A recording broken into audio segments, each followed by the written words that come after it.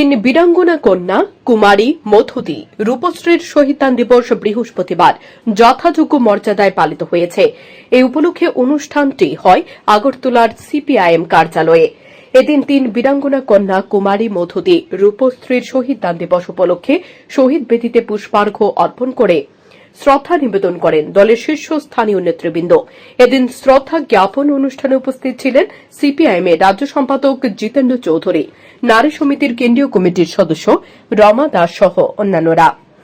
বীরাঙ্গনা কন্যাদের জীবনী ও ইতিহাস বিস্তারিতভাবে তুলে ধরেন সিপিআইএম এর রাজ্য সম্পাদক জিতেন্দ্র চৌধুরী। আজ 28শে মার্চ, আজকের এই দিনে 1949 খ্রিস্টাব্দীতে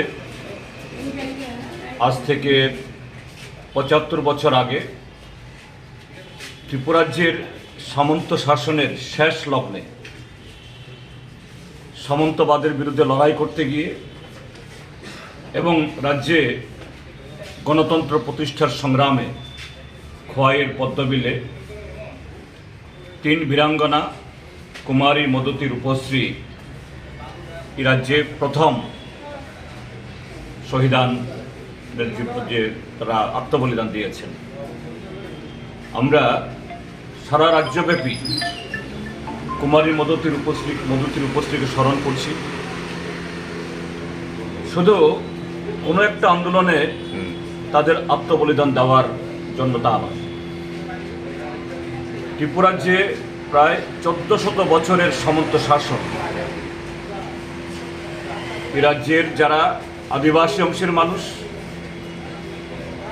তাদেরকে শোষণের জাতাকলে পিষিয়ে কিভাবে সামন্ত প্রভুরা তার রাজত্ব করতেন তার নিদর্শন এখনো রয়েছে এই উজ্জয়ন্ত প্রাসাদ বীরমহল। অথচ এখানকার প্রজাদের শরীরে এক টুকরো কাপড় ছিল না, শিক্ষার কোনো চিহ্ন ছিল না, খাদ্যের কোনো গ্যারান্টি ছিল না।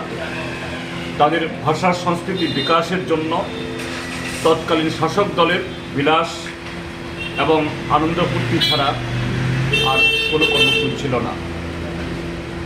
এই মহারাজারা তারা ত্রিপুরাজ্যের এই ট্রাইবেল ময়ালে, আদিবাসী ময়ালে তাদের লোককে পাঠাতেন। তারা হাতির পিঠ থেকে নেমে, ঘোড়ার পিঠ থেকে নেমে মাটিতে পা দিতেন না। গ্রামের মানুষ তাদেরকে কাঁধে করে অথবা পালকিতে করে নিয়ে যেতে হবে।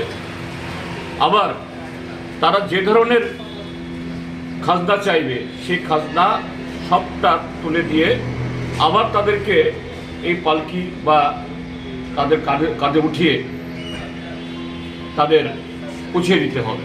তার বিরুদ্ধেই এই প্রথার নাম ছিল তৈতুন প্রথা, অর্থাৎ রাজার জমিদারদের, এই রাজার যারা পাইক পেয়াদা কর আদায়কারী এদের মাথায় তুলে নিতে হবে, মাথায় তুলে আনতে হবে।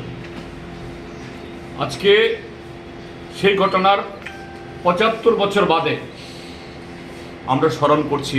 এই সময়টা অত্যন্ত তাৎপর্যপূর্ণ। উল্লেখ্য 2018 সালের আগে পর্যন্ত সিপিআইএম এর তরফ থেকে নানা অনুষ্ঠানের মধ্য দিয়ে এবং সমাবেশের মধ্য দিয়ে দিবসটি পালন করা হতো।